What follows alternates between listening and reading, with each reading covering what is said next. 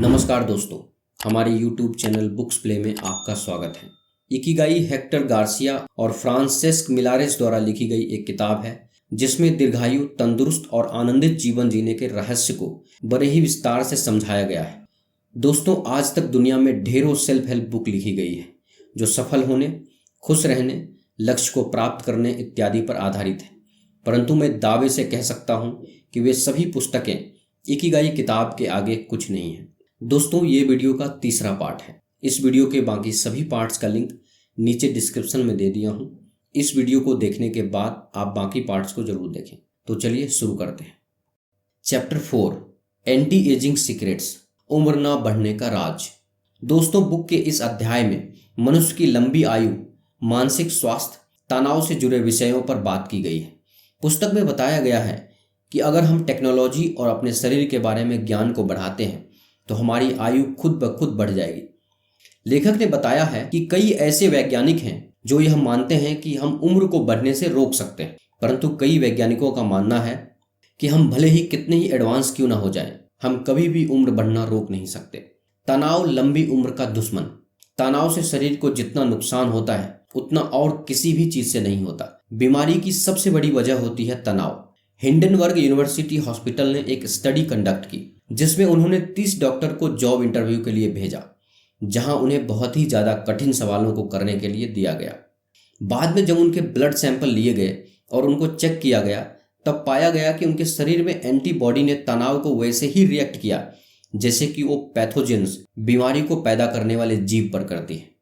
इसमें दिक्कत ये है कि जब ये एंटीबॉडी बनती है तो ये पैथोजेंस को तो मारती ही है, लेकिन साथ में हमारे हेल्दी सेल्स को भी मार देती है, जिससे हम उम्र से ज़्यादा बूढ़े लगते हैं और सुस्त मालूम पड़ते हैं। क्योंकि हम हमेशा से ऐसे नहीं थे। पहले हम जब शिकार के लिए जाया करते थे सिर्फ तभी तनाव लिया करते थे, लेकिन आज छोटी छोटी बातों को सोचते रहते हैं और अपने हेल्दी सेल्स को मारते रहते हैं। पहले का तनाव सच्चा तनाव था, मतलब कि जब कोई जानवर आकर हमला कर देता था तो उसमें हमारी जान जा सकती थी। लेकिन आज के खतरे सिर्फ नाम मात्र के खतरे हैं जो हम सिर्फ अपने दिमाग में बना लेते हैं, लेकिन असल में वो होते ही नहीं है। लेकिन ध्यान रखें, थोड़ा सा तनाव आपके लिए अच्छा है, इसलिए नपा तुला तनाव आप ले सकते हैं जिससे आपको काम करने में मदद मिलेगी। किताब में आगे कहा गया है कि मनुष्य को कम से कम चिंता करनी चाहिए। चिंता करने की वजह से हमारे शरीर और दिमाग पर बहुत बुरे असर दिखने लगते हैं। आपके पास जीवन में जो कुछ भी है उसका आनंद लेना सीखना चाहिए। हम हर पल कोई भी कार्य करने से घबराते हैं कि अगर कुछ गलत हो गया तो, पर चिंता करने से हम भविष्य के परिणाम तो नहीं बदल सकते, इसलिए चिंता नहीं करनी चाहिए। तनाव कैसे काम करता है? आजकल लोग बहुत ही तेज गति से जीवन जी रहे हैं, साथ ही स्पर्धा भरे माहौल में रह रहे हैं। ऐसी परिस्थितियों में हमारे शरीर को समस्या के संकेत हमेशा ही मिलते रहते हैं और प्रतिक्रिया के तौर पर शरीर में तनाव निर्मित होता रहता है। वैसे देखा जाए तो यह तनाव हमारे काम का है और हमारे बचाव के लिए उपयोगी भी है, लेकिन हर थोड़े समय के बाद ही इस तनाव का बार बार आना शरीर के लिए यकीनन हानिकारक है। लगातार तनाव से निराशा पैदा होती है और इसकी वजह से बाकी परिणाम भी देखने को मिलते हैं, जैसे कि चिड़चिड़ाहट, नींद ना आना, चिंता और उच्च रक्तचाप। अगर हमें समय से पहले आने वाला बुढ़ापा टालना है तो अपनी दिनचर्या में बदलाव लाकर जीवन को तनाव मुक्त करने की कला सीखनी होगी। तनाव कम करने के लिए माइंडफुल रहें। तनाव मुक्त होने के उपायों में सजग रहने या माइंडफुल होने को सबसे ज़्यादा महत्व दिया गया है। हम किन परिस्थितियों में कैसा रिएक्ट करते हैं, इस पर अपना ध्यान एकाग्र करना सजगता की पहली पायदान है। ऐसा करने से हम अपने आप वर्तमान में जीने लगते हैं और विचारों को अपने नियंत्रण के बाहर जाने से रोकते हैं। सजगता की अवस्था तक पहुंचने का एक मार्ग है ध्यान और प्राणायाम। हम प्रशिक्षण के माध्यम से सजगता यानी माइंडफुलनेस हासिल कर सकते हैं, और अगर आप ऐसा कर पाते हैं तो यकीनन आप अपने तनाव पर काबू पा सकते हैं। बैठे रहना उम्र बढ़ने की वजह बन सकती है। ज़्यादा देर तक बैठने से आप जल्दी बूढ़े होंगे। ज़्यादा देर तक बैठने से शायद आपको शारीरिक तौर पर आराम मिले, लेकिन इससे आपकी सेल्स को बहुत नुकसान होगा। खाने का असंतुलन, हाइपरटेंशन और यहाँ तक कि कैंसर जैसी बीमारी भी हो सकती है। इससे बचने के लिए आपको बस अपनी रोज़मर्रा की ज़िंदगी में ये कुछ आदतें जोड़नी चाहिए। बैठकर लगातार काम करने के कारण उच्च रक्तचाप और मोटापा जैसी बीमारियां आने लगती हैं। एक ही जगह पर बैठे रहने से हाइपरटेंशन, बदहजमी, हृदय रोग तथा हड्डियों का कमजोर होना जैसी तकलीफ भी शुरू हो जाती है। इससे प्रतिरक्षा शक्ति भी कमजोर पड़ जाती है और पूरे शरीर का संतुलन बिगड़ जाता है। थोड़ी सी हलचल रोजमर्रा की जिंदगी में थोड़े से बदलाव से इस समस्या को जड़ से निकाल सकते हैं। ऑफिस जाते समय पैदल जाएं, अगर संभव ना हो तो रोज कम से कम 20 मिनट पैदल चलें। लिफ्ट की बजाय सीढ़ियों का इस्तेमाल करें। सामाजिक कार्यों में सम्मिलित हों ताकि आप देर तक टीवी के सामने बैठे ना रहें। जंक फूड की बजाय फल खाना शुरू करिए। अपने जंक फूड पैकेट वाले फूड को अच्छे खाने से रिप्लेस कर दें। सही मात्रा में एक अच्छी क्वालिटी की नींद लें। 7 से 9 घंटे की नींद सही है। उससे ज़्यादा की नींद आपको सुस्त बना देती है। छोटे बच्चे या जानवरों के साथ खेलें या किसी क्लब के सदस्य बन जाएं। अपने रोज के कामों को सजगता से देखें। आप व्यायाम कर सकते हैं, सुबह उठकर टहल सकते हैं, जिम ज्वाइन कर सकते हैं और घर पर बैठे ध्यान कर सकते हैं। तनाव कम करने के लिए सजग रहें। हमें सताने वाले डर व चिंताएं चाहे असली हो या नकली, लेकिन उससे जो तनाव पैदा होता है उसके परिणाम असली ही होते हैं। उस तनाव का हमारे मन और शरीर पर बहुत बुरा प्रभाव पड़ता है। इससे हमारी पाचन शक्ति और त्वचा से लेकर कई सारे अंगों पर बुरा परिणाम होता है। इसलिए समस्या आने से पहले ही हमें उसके कारण खोजने होंगे। कई सारे लोगों ने इसके लिए सजग रहने की सलाह दी है। तनाव मुक्त होने के उपायों में सजग रहने को सबसे ज़्यादा महत्व दिया गया है। हम किन परिस्थितियों में कैसा प्रतिक्रिया देते हैं, इस पर अपना ध्यान एकाग्र करना सजगता का पहला पायदान है। ऐसा करने से हम अपने आप वर्तमान में जीने लगते हैं और विचारों को अपने नियंत्रण के बाहर जाने से रोक पाते हैं। थोड़ा सा तनाव अच्छा होता है। Doctor Howard S Friedman university of California Riverside में मनोविज्ञान के प्रोफेसर हैं। उन्होंने 20 साल तनाव पर काम किया और यह जानने की कोशिश की कि उसका मानवीय जीवन पर क्या असर होता है। वे इस निष्कर्ष पर पहुंचे कि जो लोग कुछ हद तक तनाव में रहते हैं वे सामने आई समस्या से लड़ने के लिए तन मन से ताकत लगाते हैं। ये लोग ज़्यादा आरामदेह और सुस्त जीवन जीने वालों से ज़्यादा स्वस्थ रहते हैं और ज़्यादा जीते हैं। इससे यह साबित होता है कि नियंत्रित मात्रा में तनाव में रहने वाले लोगों पर तनाव का सकारात्मक परिणाम होता है।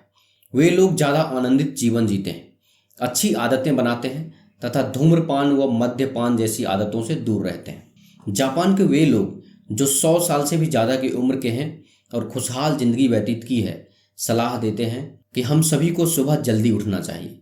इसके साथ ही हमें स्वस्थ भोजन का सेवन करना चाहिए। हमें यह भी सुनिश्चित करना चाहिए कि रोज हम ज़्यादा से ज़्यादा अपना शरीर को गतिशील रखें। जल्दबाजी ना करें। सदा भाग दौड़ और जल्दबाजी वाला जीवन लंबी आयु के लिए हानिकारक होता है। एक पुरानी कहावत है कि धीमी गति से चलने पर आप दूर तक जा सकते हैं।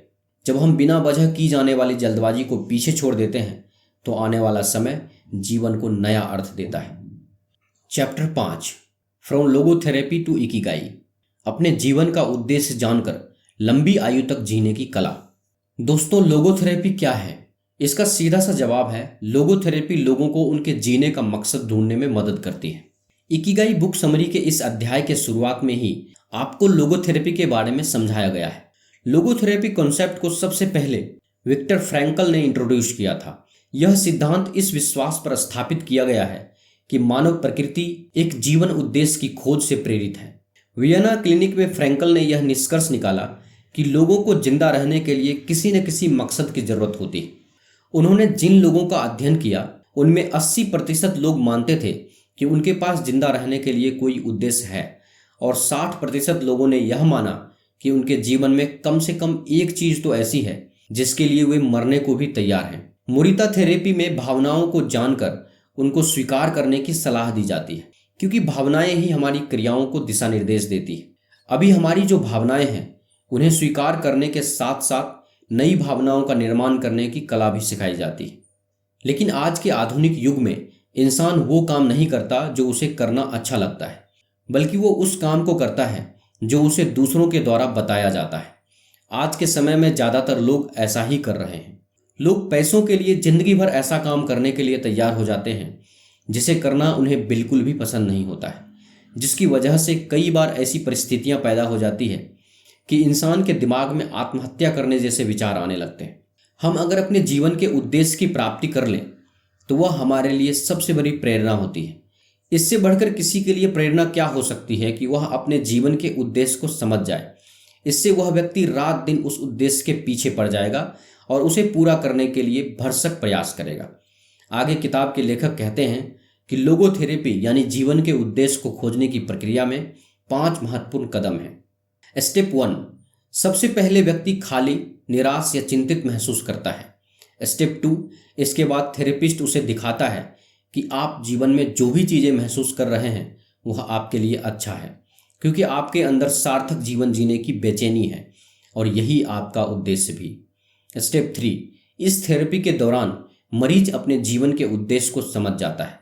स्टेप 4, इसके बाद मरीज अपने मन से या तो भाग्य को स्वीकार करता है या ठुकरा देता है। स्टेप 5, जब व्यक्ति अपने इस नए जुनून को ढूंढ लेता है तो उसके जीवन से सारी दुख और परेशानियां चली जाती हैं। लोगोथेरेपी आपको जीवन जीने के लिए एक अच्छा सा मकसद ढूंढने में मदद करती है। लोगोथेरेपी लोगों को उनके जीवन का उद्देश्य समझाने में सहयोग करती है, जिसकी वजह से उनके जीवन को अर्थ प्राप्त होता है और उन्हें जीने की नई उम्मीद मिलती है। लोगोथेरेपी और जीवन के असली अर्थ की खोज। आप लोगों से हर एक चीज छीन सकते हैं, लेकिन किसी भी परिस्थिति को किस नजरिए से देखना है और उसका किस भावना के साथ सामना करना है, यह आज़ादी आप किसी से भी नहीं छीन सकते। किसी भी परिस्थिति में कौन सा नजरिया रखना है और कौन सी भावनाओं के साथ लड़ना है, यह आज़ादी कोई भी इंसान किसी भी इंसान से छीन नहीं सकता। लोगोथेरेपी और अस्तित्व की लड़ाई। लोगोथेरेपी के हिसाब से जब भी किसी इंसान को उसके जीवन का उद्देश्य प्राप्त होता है तो वह अपने अस्तित्व की लड़ाई जीत लेता है। मेन्स सर्च फॉर मीनिंग किताब में विक्टर फ्रैंकल ने कहा है, हमने आज तक क्या हासिल किया है और हमें क्या हासिल करना है, इसके बीच में जो अंतर होता है वही हमारे अंदर तनाव का निर्माण करता है। यही तनाव हमारे अच्छे स्वास्थ्य की वजह बनती है। जब हमें अपने जीवन में कोई उद्देश्य हासिल करनी होती है तो हम आराम, तलब और स्वस्थ जीवन जीना पसंद नहीं करते, उल्टे हम चुनौतियों से भरा जीवन जीना पसंद करते हैं। लोगोथेरेपी के माध्यम से अच्छे जीवन की ओर यात्रा। हम अपने जीवन का उद्देश्य बनाते नहीं हैं, बल्कि उसे खोज कर निकालते हैं। हम में से हर एक के पास जीवन का उद्देश्य होता ही है और जीवन के हर पड़ाव पर उसमें थोड़े बहुत बदलाव आते हैं। जब आप खुश मिजाज और जोशपूर्ण माहौल में रहते हैं तो निराशा और नकारात्मकता दूर हो जाती है। हम में से हर किसी के पास असाधारण और महान कार्य करने की क्षमता होती है। हम उस महान लक्ष्य को हासिल करेंगे या नहीं, यह इस पर निर्भर नहीं करता कि हम किस परिस्थिति में हैं, बल्कि इस पर निर्भर करता है कि हमने उस परिस्थिति में क्या निर्णय लिया है। इसके बाद इस अध्याय में मोरिता थेरेपी के बारे में भी समझाया गया है। मोरिता थेरेपी, स्ट्रेस को दूर रखें। जापान के लोगों के स्वस्थ और लंबे जीवन का एक महत्वपूर्ण कारण है मोरिता थेरेपी, जो कि उनके मानसिक तनाव यानी कि स्ट्रेस को दूर करती है। आज अगर आप अपने आसपास के लोगों को देखेंगे तो पाएंगे हर एक व्यक्ति तनावग्रस्त है, चाहे फिर कोई स्टूडेंट हो, कोई बिजनेसमैन। किसी को नौकरी की टेंशन है, किसी को लोन की, किसी को बच्चों की, तो किसी को और ज़्यादा पैसे कमाने की। मोरिता थेरेपी जीवन उद्देश्य के आधार पर जापान में विकसित की गई थेरेपी है। इस थेरेपी में इंसान की भावनाओं को जानकर उनको स्वीकार करने की सलाह दी जाती है, क्योंकि ऐसा माना जाता है कि भावनाएं हमारी क्रियाओं को दिशा देती है। मोरिता थेरेपी से जापान के लोग अपनी दिन भर की गलत बातों को स्वीकार करते हैं और उनको पीछे छोड़ते हुए सारी गलतियों को माफ करके आगे बढ़ जाते हैं। मोरिता थेरेपी के 3 मूल सिद्धांत हैं। पहला, अपनी भावनाओं को स्वीकार करें। अगर आप अपनी भावनाओं को रोकने की कोशिश करेंगे तो वे और भी गहरे होते चले जाएंगे। इसलिए आपको अपने हर भावनाओं को स्वीकार करना है, स्वागत करना है। भावनाएं मौसम की तरह होती हैं, उनको बस बदलते हुए देखते रहिए। दूसरा, जो कर रहे हैं वही करें। दोस्तों, आपको बिना परिणामों पर लक्ष्य केंद्रित किए जो कर रहे हैं वो करते रहें। अपना ध्यान बस वर्तमान पर केंद्रित करें। अगर परिस्थिति को स्वीकार करने में तकलीफ हो रही है तो तकलीफ पर ध्यान केंद्रित करें, किसी भी प्रकार के काल्पनिक या बौद्धिक बहाने न तलाशें। तीसरा, अपने जीवन उद्देश्य की खोज करें। आप अपनी दिनचर्या पर काबू पाकर अपने जीवन पर काबू रख सकते हैं। इसीलिए आपके पास जीवन का उद्देश्य होना चाहिए। अभी मुझे क्या करना चाहिए, मैं अभी क्या करूं, ऐसे सवाल आप अपने अंदर ही ढूंढ सकते हैं और ऐसा करके आप अपने इकिगाई को भी ढूंढ सकते हैं। नाइकन ध्यान पद्धति। मोरिता पद्धति में आत्म परीक्षण से संबंधित जो ध्यान पद्धति का अभ्यास कराया जाता है उसका नाम है नाइकन ध्यान पद्धति। यह 3 मूलभूत प्रश्नों पर आधारित होता है। पहला, मुझे किसी इंसान से क्या मिला है। दूसरा, मैंने उस इंसान को क्या दिया है, और तीसरा, मेरी वजह से उस इंसान को क्या तकलीफ हुई है। इन सवालों को पूछने के बाद किसी इंसान की वजह से जो तकलीफ होती है वह अपने आप कम हो जाती है। मोरिता थेरेपी लगभग 15 से 30 दिन तक चलती है और इसमें 4 स्टेप्स होते हैं। पहला, अलग रहना और आराम करना। दूसरा, हल्का पेशेवराना प्रशिक्षण। तीसरा, पेशेवराना थेरेपी। और चौथा, सामाजिक और वास्तविक दुनिया से जुड़ना। चलिए इस स्टेप्स को एक एक करके अलग से समझते हैं। स्टेप 1, अलग रहना और आराम करना। शुरुआत में मरीज को 5 से 7 दिनों तक एक कमरे में आराम करने के लिए छोड़ दिया जाता है और उसे बाहरी चीज़ों जैसे टीवी, मोबाइल, दोस्त, खेलकूद, परिवार आदि से दूर रखा जाता है। उसे सिर्फ अपनी भावनाओं में होने वाले बदलाव का अध्ययन करने की सलाह दी जाती है। इस स्थिति में मरीज काम न करने की वजह से बिल्कुल परेशान हो जाता है और कुछ न कुछ करने के लिए उतावला होने लगता है। इसके बाद इस थेरेपी के दूसरे स्टेप्स की शुरुआत होती है। स्टेप 2, हल्का पेशेवराना प्रशिक्षण। इस स्टेप्स में मरीज 5 से 7 दिनों तक चित्रकला, बागवानी, व्यायाम जैसे हल्के फुल्के कार्य करता है। उसे डॉक्टर के अलावा किसी से मिलने की इजाज़त नहीं दी जाती है। उसे अपने विचारों और भावनाओं को डायरी में लिखने की सलाह दी जाती है। स्टेप 3, पेशेवराना थेरेपी। इस स्टेप में मरीज को 5 से 7 दिनों तक शारीरिक रूप से कुछ कठिन कार्य करने होते हैं। इस चरण में मरीज को दूसरे लोगों के साथ सिर्फ काम के बारे में बात करने की इजाज़त दी जाती है। स्टेप 4, सामाजिक और वास्तविक दुनिया से जुड़ना। इस स्टेप में मरीज को अस्पताल से सामाजिक जीवन में जिंदगी जीने के लिए छोड़ दिया जाता है। इस पूरी प्रक्रिया का सिर्फ एक ही मकसद होता है, इंसान को उसके जीने का उद्देश्य समझाना। अंत में लेखक कहते हैं कि आप अगर अपना इकिगाई खोजना चाहते हैं तो लोगोथेरेपी और मोरिता थेरेपी की मदद से ऐसा कर सकते हैं। इससे आपको आपके जीवन का उद्देश्य मिलता है और आप उस पर ध्यान केंद्रित कर पाते हैं। दोस्तों, आप देख रहे हैं इकिगाई बुक की समरी। यह समरी आपको कैसी लगी कृपया हमें नीचे कमेंट बॉक्स में कमेंट करके ज़रूर बताएं। अगर आपको यह समरी अच्छा लगा हो तो इसे अपने दोस्तों और फैमिली मेम्बर्स के साथ अवश्य शेयर करें और हमारे लेटेस्ट वीडियो को देखने के लिए हमारे यूट्यूब चैनल बुक्स प्ले को सब्सक्राइब करें। धन्यवाद। नमस्कार दोस्तों।